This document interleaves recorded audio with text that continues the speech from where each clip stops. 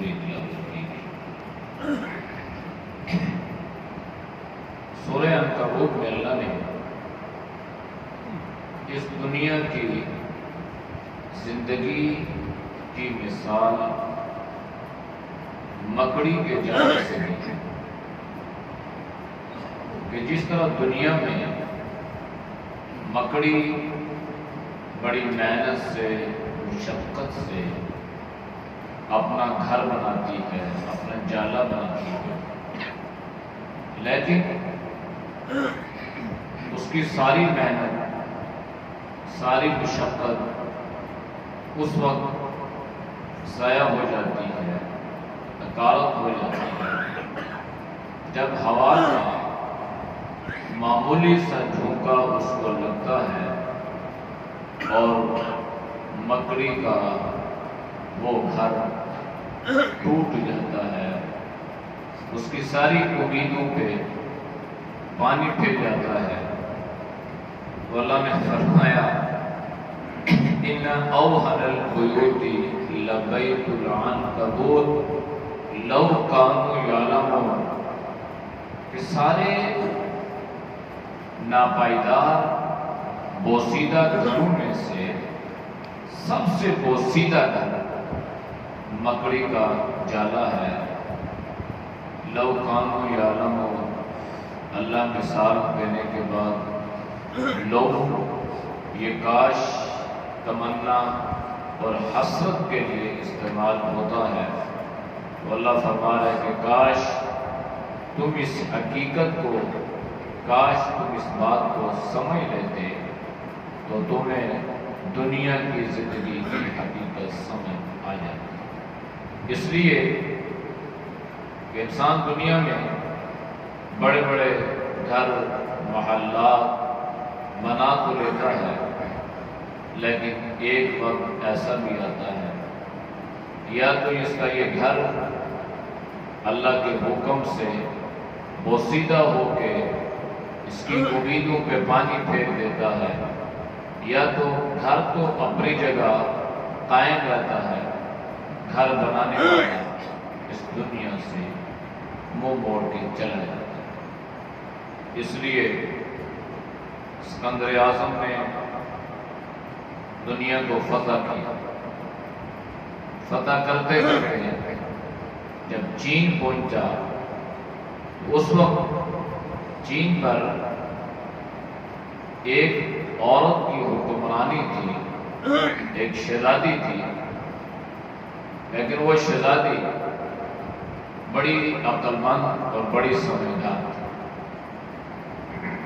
اسکندر اعظم کا یہ دستور تھا کہ جب کسی شہر کو فتح کرتا تھا تو اس شہر میں فاتح کی حیثیت سے داخلے سے پہلے یہ اپنا حلیہ تبدیل کر کے شہر کی جاسوسی کرتا تھا، بہروپیہ پن اختیار کر لیتا تھا۔ تو جب یہ شہر میں داخل ہوا، جاسوسی کر رہا تھا، حالات کی آگاہی لے رہا تھا، تو یہ گرفتار ہو گیا، پکڑا گیا۔ جب یہ پکڑا گیا، گرفتار ہوا، تو اس کو اس شہزادی کے سامنے پیش کر دیا۔ شہزادی نے کہا اس کو 2 دن کے لیے بند کر دو اور اس کو کھانے اور پینے کے لیے کوئی چیز بھی نہ دیں۔ 2 دن اس کو بھوکا پیاسا رکھا، کوئی سزا نہیں دی سوائے بھوکے اور پیاسے۔ تیسرے دن جب اس کو شہزادی کے سامنے پیش کیا گیا تو شہزادی نے اس کو بڑے خوبصورت پلیٹوں میں سونا، چاندی، ہیرے، جواہرات رکھ کے دی، اور شہزادی نے کہا کہ بھائی کھاؤ، 2 دن کے بھوکے ہو۔ اب یہ کیسے کھاتا؟ اس نے کہا نہیں، یہ تو کھانے کی ضرورت ہے۔ اب وہ ہیرے جواہرات ان کی طرف نظر اٹھا کے نہیں دیکھ رہا، اور شہزادی نے اس کے سامنے ایک باسی روٹی رکھی اور یہ فوراً اس روٹی کو کھا لیا۔ شہزادی نے اسے یہ بات سمجھائی کہ جس دنیا کو تم فتح کرتے جا رہے ہو اور اس کو رونتے جا رہے ہو، اور حقیقت حال تو یہ ہے کہ یہ سونا چاندی ہیرے جواہرات یہ تو انسان کی بھوک اور پیاس کو نہیں مٹا سکتا۔ ابھی تم بھوکے تھے، تمہیں کھانے کی ضرورت تھی، تم پیاسے تھے، تمہیں پانی کی ضرورت تھی، لیکن نہ تم نے ہیرے دیکھے، نہ جواہرات دیکھے، نہ اتنی قیمتی تم نے اس خزانے کو ہاتھ لگایا، نظر اٹھا کے نہیں دیکھا۔ تو معلوم یہ ہوا کہ انسان کی بنیادی ضرورت اتنی ہی ہے، اور اس کے لیے اللہ کے نبی صلی اللہ علیہ وسلم نے قرآن میں کسب حلال کی ترغیب اور تاکید فرمائی ہے۔ باقی انسان کتنا مال جمع کر لے گا، اگر اپنی موت سے کوئی بشر نہیں ہے، سما ہے 100 برس کا، پل کی خبر نہیں۔ تو اس سکندر کو یہ بات سمجھ میں آ گئی، تو اس نے چین کو فتح نہیں کیا، یہ واپس چلا گیا۔ جب یہ مرنے سے پہلے جب یہ قریب المرگ ہوا، تو اس نے گھر والوں کو یہ وصیت کی کہ میرے مرنے کے بعد میرے ہاتھوں کو کفن سے باہر نکال دینا، اور پھر جنازے میں آنے والے لوگوں کو یہ نظارہ کرنا، تاکہ انہیں سمجھ آ جائے کہ وہ آدمی جو ساری دنیا کا فاتح کرایا، جس نے دنیا کو روندا، جس نے دنیا کو فتح کیا، جس نے پوری دنیا کو اپنے زیر نگین بنایا، خزانے جمع کیے، اور صورتحال یہ ہے آج جب وہ دنیا سے جا رہا ہے تو وہ بالکل خالی ہاتھ دنیا سے جا رہا ہے۔ سکندر جب دنیا سے گیا تو اس کے دونوں ہاتھ خالی تھے۔ تو یہ بتانا یہ ہے کہ انسان کی ایک حرص و ہوس ایسی ہوتی ہے کہ انسان یہ چاہتا ہے کہ یہ بھی مل جائے اور یہ بھی مل جائے اور یہ بھی مل جائے۔ تو اللہ کے نبی نے فرمایا کہ ابن آدم کو اگر سونے کے 7 وادیاں بھی مل جائیں گی تو اس کی حرص و ہوس ختم نہیں ہوگی۔ الہاکم التکاثر حتی زرتم المقابر، تمہیں دنیا کی بہتان نے، کثرت نے، حرص و ہوس نے ہلاک کر دیا، یہاں تک کہ تم نے قبریں جا دیکھی، یعنی اتنے بوڑھے ہو گئے ہو لیکن پھر بھی دنیا کی حرص و ہوس تمہارے اندر سے ختم ہو گئی۔ اس لیے اللہ نے مکڑی کے گھر کی مثال دے کے اللہ نے فرمایا کہ کاش تم اس دنیا کی حقیقت کو سمجھ لیتے۔ بس اس دنیا کی حقیقت مکڑی کا جالا، پانی کا بلبلا، 70 80 90 سال 100 سال گزارنے کے بعد بھی انسان کو یوں لگتا ہے جیسے کل میرا بچپن تھا اور آج میرا بڑھاپا ہے۔ میں نے تو ابھی دنیا دیکھی ہی نہیں ہے، ابھی تو میری کوئی عمر ہی نہیں تھی، لیکن لوگ تبصرہ کرتے ہیں، کہتے ہیں بڑی عمر گزار گیا، کتنی گزار گیا، 70 سال 80 سال 100 سال، لیکن جانے والا یہ کہتا ہے کہ میری تو ابھی عمر نہیں ہے۔ حضرت نوح علیہ السلام کو اللہ نے بڑی عمر عطا فرمائی تھی، تو حضرت نوح علیہ السلام کی روح قبض کرنے سے پہلے اللہ نے حضرت جبریل کو بھیجا۔ اتنی لمبی عمر میں نے دی ہے، اتنی زندگی آپ نے گزاری ہے، 10 صدیوں سے زیادہ حضرت نوح علیہ السلام نے عمر گزاری، تو جبریل امین آئے، اللہ کا سلام دیا، پوچھا ہے نوح، اللہ سے یہ سوال کرتا ہے، پوچھتا ہے اتنی لمبی عمر عطا کی تھی تو اس دنیا کی زندگی کو کیسے پایا؟ تو حضرت نوح علیہ السلام نے 10 صدیاں گزارنے کے بعد اس دنیا کی زندگی کی حقیقت یوں بیان فرمائی، فرمانے لگے جیسے ایک گھر ہو، اس کے 2 دروازے ہوں، ایک سے داخل ہوا دوسرے سے نکل گیا، بس اتنی سی اس دنیا کی زندگی کی حقیقت ہے۔ اس لیے اللہ نے فرمایا کہ آیۃ للمؤمنین، اس میں ایمان والوں کے لیے بڑی نشانی ہے۔ تو جب ایمان والے کسی نشانی سے سبق حاصل کرتے ہیں تو وہ کیا کرتے ہیں؟ اتل ما اوحی الیک من الکتاب، پھر اللہ نے جو قرآن، جو کتاب عطا فرمائی ہوتی ہے اس کی تلاوت کرتے ہیں۔ آپ صلی اللہ علیہ وسلم کو اللہ نے یہ حکم دیا ہے کہ آپ تلاوت کریں وہ چیز جو کتاب کا حصہ اللہ نے آپ کو عطا فرمایا ہے، اور نماز قائم کریں، اس لیے کہ ان الصلاۃ تنہی عن الفحشاء والمنکر، نماز جو ہے یہ انسان کو ہر طرح کی برائی سے، گناہوں سے، منکرات سے، فحاشی سے روکنے کا ذریعہ بنتی ہے۔ اور باقی یہ ہے کہ انسان یہ سمجھتا ہے کہ دنیا کی بادشاہت ہیں، یہ وزارتیں اور دنیا کے عہدے و منصب، فرمایا یہ سارے عارضی ہیں، اصل ولذکر اللہ اکبر، اللہ کا ذکر جو ہے یہ بڑا ہے، یعنی ہمیشہ اللہ کو پہلے نمبر پر۔ یہ نہیں ہے کہ اللہ کو بعد میں لے آئے، اللہ کا ذکر بعد میں ہے، اللہ کی وحدانیت بعد میں ہے اور دنیا پہلے ہے۔ فرمایا نہیں، اللہ بڑا ہے لہذا اللہ کا ذکر بھی بڑا ہے۔ نبی علیہ السلام نے تاکید فرمائی کہ تمہیں اللہ کا ذکر بھولنا نہیں چاہیے، ہر وقت ہمارے دل سے، زبان سے اللہ کا ذکر رہے اور آپ کی زبانیں اللہ کے ذکر سے تر رہے۔ سورہ روم میں اللہ نے روم اور فارس جنگ کا ذکر کیا، اور اس میں جو اسلام کی حقانیت تھی، جو پیشن گوئی کی تھی، وہ سچ ثابت ہوئی۔ جب وہ سچ ثابت ہو گئی تو پھر یہ بہت ساری لوگوں کی ہدایت کا ذریعہ۔ توحید پہ اللہ نے اس میں بڑی مثالیں دی ہیں، اور حقوق العباد کو بھی اللہ نے فآت ذی القربى حقہ والمسکین وابن السبیل، فرمایا کہ جو حقدار ہے اس کو حق دو، اور اسی طرح مساکین، محتاج اور مسافر لوگوں کے بھی کچھ حقوق ہوتے ہیں، ان کو ان کے حق سے محروم مت کرو۔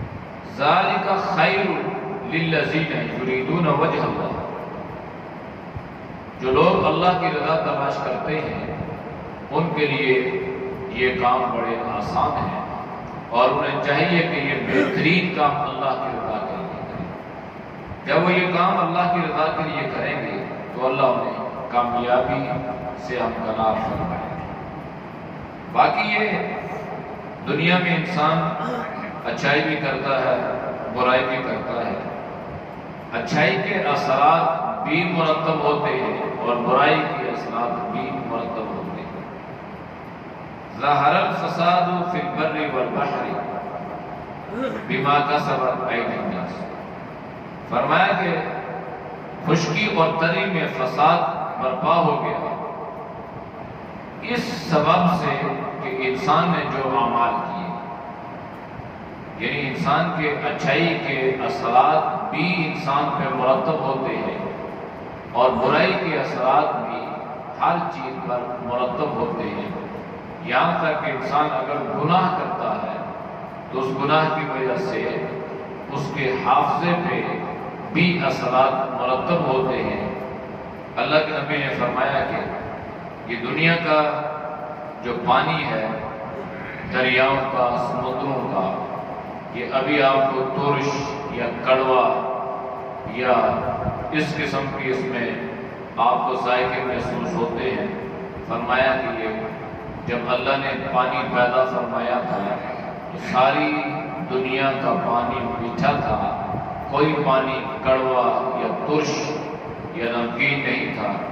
انسان کے گناہوں کے اثر کی وجہ سے میٹھا پانی کے ذائقے مختلف ہو گئے، کوئی ترش ہو گیا، کوئی نمکین ہو گیا، کوئی کڑوا ہو گیا، تو یہ بدعمالیوں کے اثرات جو ہیں یہ وہاں تک مرتب ہوتے ہیں۔ سورہ لقمان جو ہے، لقمان اللہ کے ولی تھے، نبی نہیں تھے، ان کی حکیمانہ باتیں بڑی مشہور تھی۔ حضرت عیسیٰ علیہ السلام پر ایمان رکھنے والے تھے، اس مناسبت سے اس کا نام سورہ لقمان رکھا، چونکہ انہوں نے اپنے بیٹے کو بہت بہترین حکیمانہ انداز میں کچھ وصیتیں فرمائی تھی۔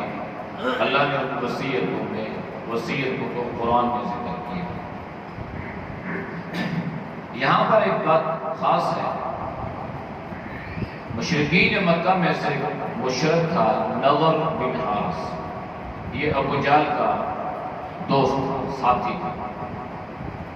رشتہ داریوں میں بھی یہ تقریباً ایک پشت میں دوسری پشت میں آپس میں ملتے تھے۔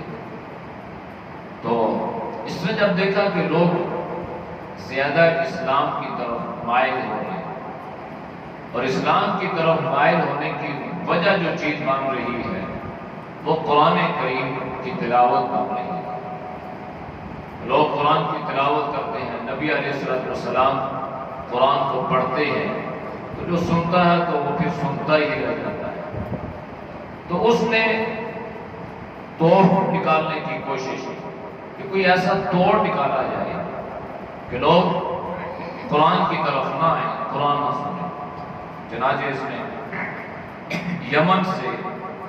یمن گیا اور وہاں سے یہ باندی ایک عورت ناچنے والی خرید کر لایا، جو حسن و جمال کے اعتبار سے بھی اور آواز کے اعتبار سے بھی بڑی باصلاحیت تھی۔ یعنی اللہ نے اسے آواز بھی دی تھی اور اللہ نے اسے حسن و جمال بھی دیا تھا، اور ناچنے اور گانے کا وہ فن بھی جانتی تھی۔ تو یہ لے کے آیا، تو اس نے سوچا کہ میں اس کو رات کو وہاں محفلیں لگیں گی اور وہاں پہ شراب چلے گی اور لوگ آئیں گے، تو یہ ناچے گی، گانے گائے گی، تو لوگ کس طرح مائل ہو رہے ہیں، قرآن کی طرف لوگ نہیں جائیں گے، قرآن نہیں سنیں گے۔ قرآن نے اس کا یہاں پہ اس کا ذکر فرمایا، وَمِنَ النَّاسِ مَن يَشْتَرِي اللَّهُ الْحَدِيثَ لِيُضِلَّ عَن سَبِيلِ اللَّهِ بِغَيْرِ عِلْمٍ۔ یہ سارے معاملات اس نے اس لیے کیے ہیں کہ تاکہ لوگوں کو اللہ کے راستے سے دور کر دے۔ یہ جو گانا بجانا ہے نا، اللہ کے نبی نے الغناء یوبق من النفاق، یہ انسان کے دل میں نفاق پیدا کرتا ہے۔ اللہ کے نبی نے فرمایا یہ اگاتا ہے، جس طرح کوئی چیز اگتی ہے نا، تو گانے کی وجہ سے نفاق انسان کے دل میں اگتا ہے، اور اللہ کے نبی نے اس سے اتنی نفرت فرمائی ہے، اتنی نفرت آپ نے گانے بجانے کے جو آلات موسیقی ہیں، آپ نے خود ارشاد فرمایا انما بعثت بکسر الموازین، اللہ نے مجھے دنیا میں اس لیے بھیجا ہے کہ میں گانے بجانے کے سارے سامان کو جا کے توڑ دوں، بکسر الموازین، آلات موسیقی اس کو توڑ دوں۔ آج لوگ سمجھتے ہیں کہ شاید اس میں کچھ آرام ہے، راحت ہے، سکون ہے۔ اللہ نے قرآن میں ذکر فرمایا کہ اگر سکون، اطمینان، چین، راحت کی زندگی چاہتے ہو، دلوں کا سکھ چاہتے ہو، تو وہ اللہ کا ذکر ہے، اللہ کا قرآن ہے۔ تجربے سے، مشاہدے سے یہ بات ثابت ہے کہ جو آدمی قرآن کی جتنی تلاوت کرتا ہے، وہ جتنا اللہ کا ذکر کرتا ہے، اللہ دنیاوی اعتبار سے اسے اتنی ہی راحت، سکون اور اطمینان عطا فرماتا ہے۔ تو اس میں اللہ نے لقمان علیہ السلام نے جو اپنے بیٹے کو وصیتیں کی تھی، وہ سب سے پہلے یہ تھی کہ لا تشرک باللہ، بس کہ اللہ کے ساتھ اللہ کے غیر کو شریک نہ کرنا، اس لیے کہ اعمال کے ہوتے ہوئے اگر اللہ کے ساتھ اللہ کے غیر کو شریک کر لیا تو سارے اعمال غارت ہو گئے، ضائع ہو گئے۔ تو اعمال کی حفاظت توحید میں ہے اور شرک میں اعمال ضائع ہو جاتے ہیں۔ جس طرح دنیا میں بڑے ظلم ہیں، اسی طرح شرک بھی ایک ظلم ہے کہ انسان عمل بھی کر رہا ہے اور اس کو بجائے ثواب کے گناہ مل رہا ہے۔ دوسری وصیت یہ فرمائی تھی کہ اپنے ماں باپ کے ساتھ بہت اچھا معاملہ کرنا اور ان کا شکر ادا کرنا، اور یہ کہنا کہ یا اللہ، جس طرح کہتا ہے کہ انسان یا اللہ تیرا شکر ہے، فرمایا کہ اسی طرح ماں باپ کا شکر اور ان کا ادب و احترام اور ان کی عزت اور ان کے حقوق کا بھی خیال ہے، اور فرمایا کہ اچھے راستے کی اتباع کرنا اور شرک سے اپنے آپ کو بچانا اور تکبر سے اپنے آپ کو بچانا، اس لیے کہ یہ انسان کے اعمال کا ضائع کرنے کا ایک ذریعہ بنتا ہے۔ نماز کی پابندی کرنا، اچھائی کا حکم کرنا، برائی سے منع کرنا، اور جو پریشانی یا مصیبت پہنچے اس پہ صبر کرنا۔ پھر دوبارہ فرمایا کہ اکڑنا نہیں ہے اور زمین پہ اکڑ کے نہیں چلنا، بلکہ عاجزی اور انکساری کے ساتھ چلنا ہے۔ ہر اترانے والے، تکبر کرنے والے کو اللہ پسند نہیں فرماتا، اللہ عاجزی اور انکساری کو پسند فرماتا ہے۔ اس کے بعد سورہ سجدہ میں اللہ نے توحید بیان فرمائی۔ سورہ احزاب غزوہ خندق کا تفصیلی واقعہ اللہ نے سورۃ الاحزاب میں بیان فرمایا۔ کل انشاءاللہ اس کا ذکر کروں گا۔ اللہ ہم سب کو باتوں پہ